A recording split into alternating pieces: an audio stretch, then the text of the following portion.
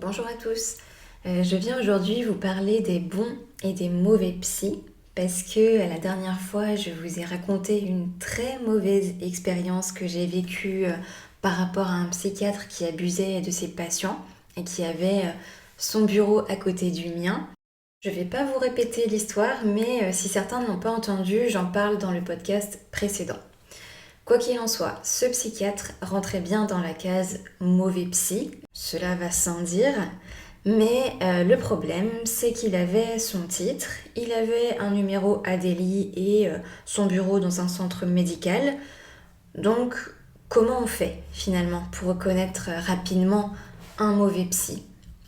Alors c'est bien déjà de vérifier que le psy a bien un numéro à Delhi. D'ailleurs maintenant on a aussi un numéro RPPS. Donc les psys mettent généralement les deux numéros sur leurs informations.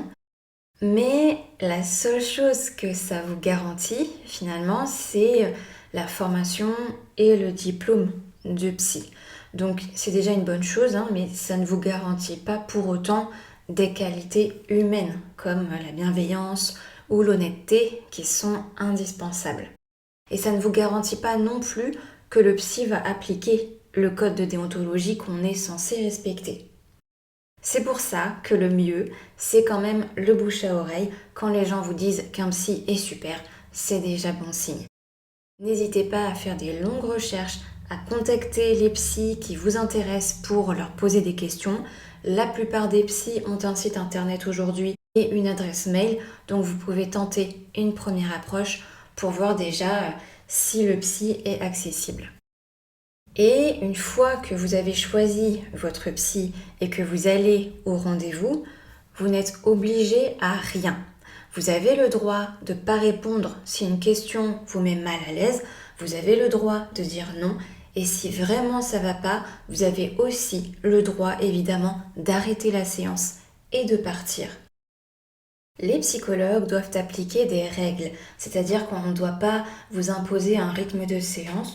On ne doit pas non plus dicter à la personne ce qu'elle doit faire ou ne pas faire.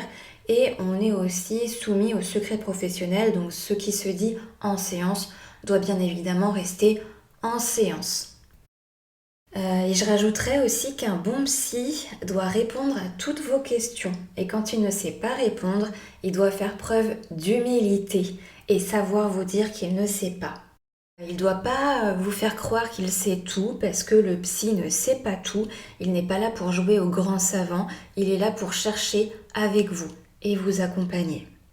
Donc si vous vous sentez forcé de faire quoi que ce soit, que le psy vous donne l'impression qu'il sait tout et que vous ne savez rien, ou que votre instinct vous dit tout simplement que vous n'êtes pas en sécurité, alors fuyez, ne retournez pas en rendez-vous avec ce psy.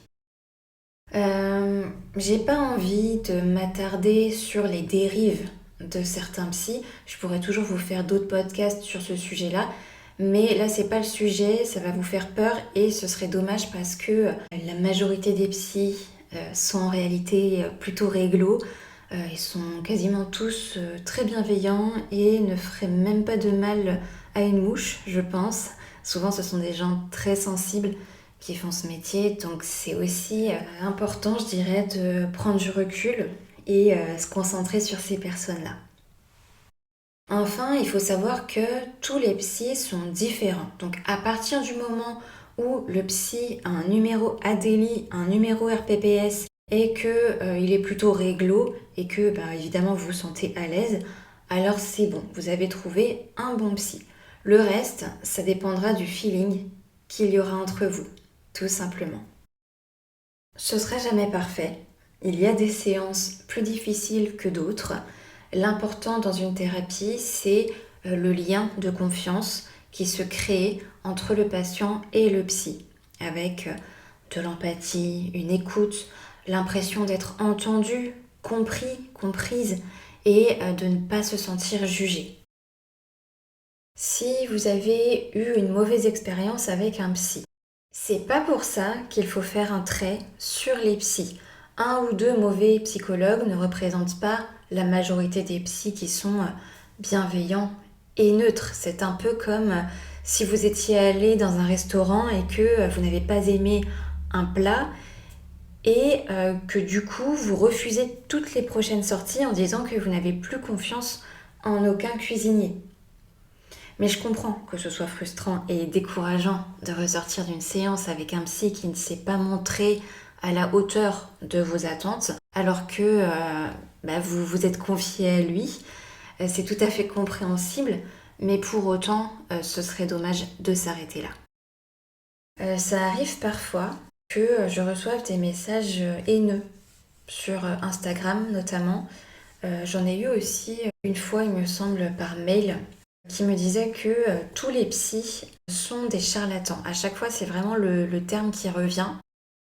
Et au-delà du fait que je comprends pas la finalité de ces messages, c'est terrible d'entendre ça alors qu'il y a tellement de psys incroyables. Mais oui, ça demande des efforts de les trouver, évidemment. Ça demande de la recherche, ça demande d'aller tester aussi. Je peux pas vous laisser dire que vous avez testé un psy ou deux et que, comme c'était nul, tous les psys sont comme ça. Certains amènent aussi le sujet du manque de moyens financiers, et ça je peux comprendre. Et encore aujourd'hui, on a accès à des psys gratuitement, et même en téléconsultation quand on ne peut pas se déplacer jusqu'à eux. Et donc je vous ai mis des liens de numéros gratuits pour avoir accès à des psys dans la description de ce podcast sur YouTube. Par contre, je peux pas le faire sur Spotify et sur les autres plateformes, donc si ça vous intéresse, venez voir le descriptif, c'est la vidéo, je crois, numéro 33 sur ma chaîne YouTube. Voilà, j'espère que ce podcast aura été intéressant pour vous, que ça va en motiver certains à chercher un psy qui leur correspond. Qu'est-ce que je peux vous dire d'autre à part que ça vaut le coup une fois qu'on a trouvé. C'est vraiment incroyable de travailler sur soi avec un regard extérieur qui est aussi neutre et bienveillant. C'est vraiment pas quelque chose qu'on peut avoir en dehors d'une consultation avec un psychologue.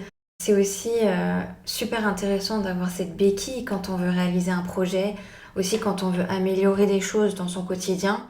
Et enfin, évidemment, quand on traverse des choses difficiles dans sa vie. Voilà, je vais m'arrêter là. N'hésitez pas si vous avez des questions ou des sujets de podcast qui vous intéresseraient. Les sujets dont je parle sont généralement des choses qui sont amenées par mes patients ou des personnes de mon entourage. Donc vraiment, n'hésitez pas à me lancer sur des thèmes de psychologie. Je les aborderai avec grand plaisir. En attendant, je vous dis à très vite dans les prochains podcasts.